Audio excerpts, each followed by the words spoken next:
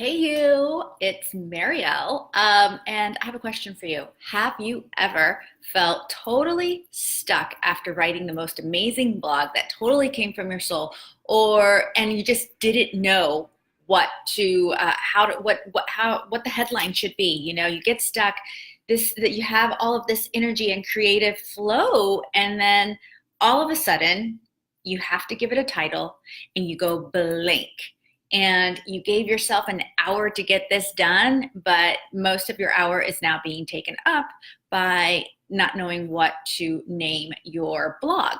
Or the same thing happens sometimes whenever you have the most amazing packages, most amazing course, you're about to launch it, and you gave it some simple name, and you just know deep inside that it's the wrong name or it's just not catchy enough. So if you've ever felt this way, then this Facebook Live is going to be totally awesome for you, because today I'm going to teach you how to captivate your audience in 5 simple steps, okay? Or better yet, 5 steps to captivating your audience with your headlines without being totally boring, okay? So I know you've probably asked yourself, so my name's Marielle. I'm one of the founders for Solidify.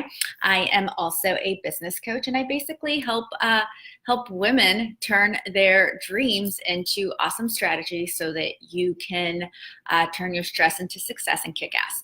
Okay, so that's a little bit about me. So I want to make sure that I am really clear with you about, I made a couple notes here about these steps because they're really, really important so that you can really have a badass title or course name, okay?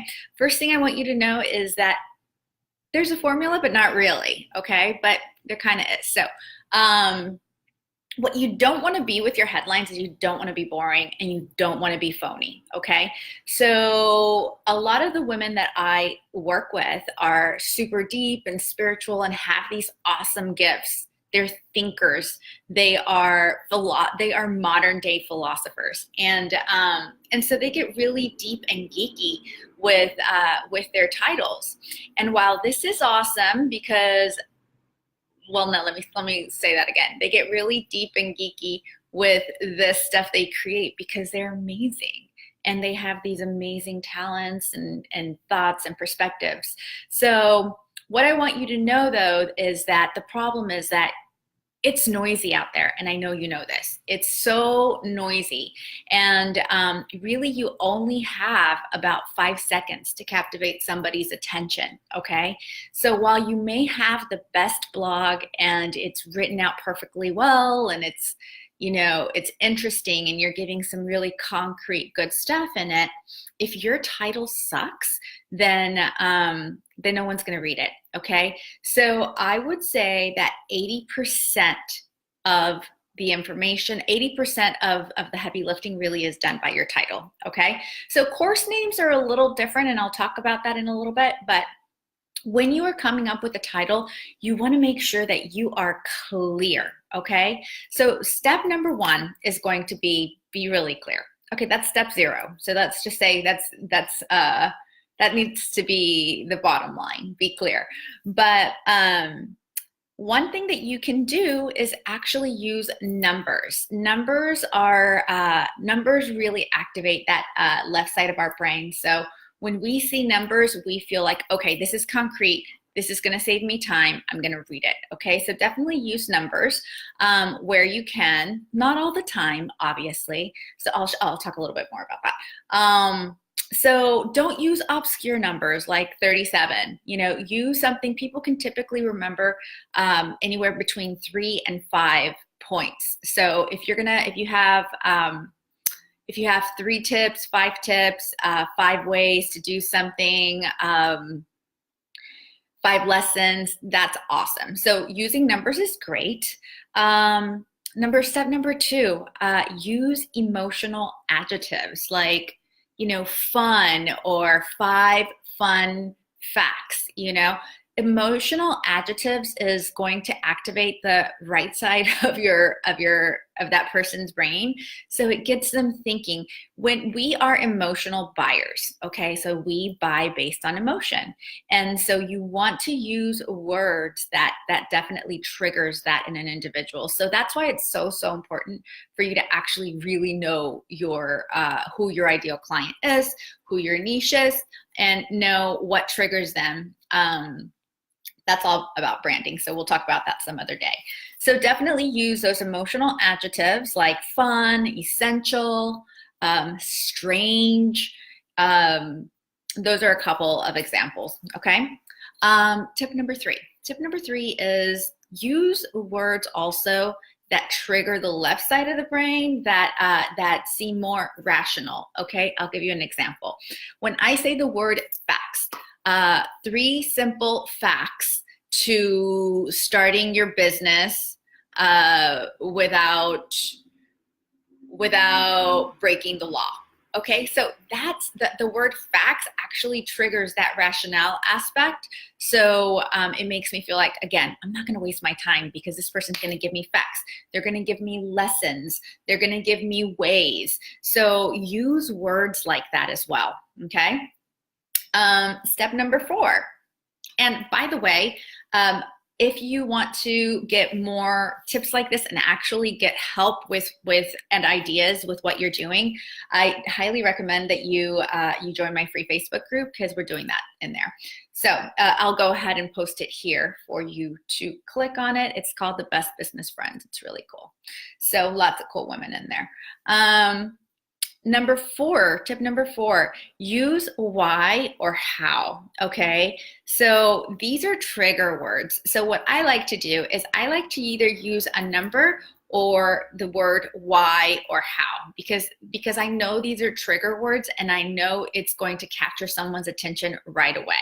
So remember that, either use a number or use why or how. And again, there's no set rule. If you can figure out how to use both in there, that's awesome. But typically I like to use one or the other. So like, again, it's always about, you're always trying to build credibility and give someone the emotional reason and benefit to taking up their time, okay? Number 5, your promise. Your promise has to be valuable and there has to be a promise in there, okay? So you need to definitely make sure that your title or your blog title has this awesome promise, but that's also, do it with heart. Do it with a little sass, make it funny or make it, totally captivating, make it bigger than life itself. But then also in your copy, when you're writing, make it, you need to take your audience through the different emotions and introducing who you really are, so they can know you, like you, and trust you. So, those are 5 simple tips. I wanted to share those with you.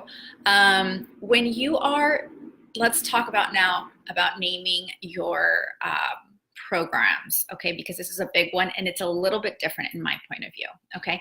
I like to give my programs an awesome name. For example, I have one program that's called the Client Catalyst, okay? It's simple, client and catalyst, they both start with the same letter. It kind of rolls off your tongue. It kind of tells you right away that this is something that you are going to, this is something that's going to help you get clients right away, okay?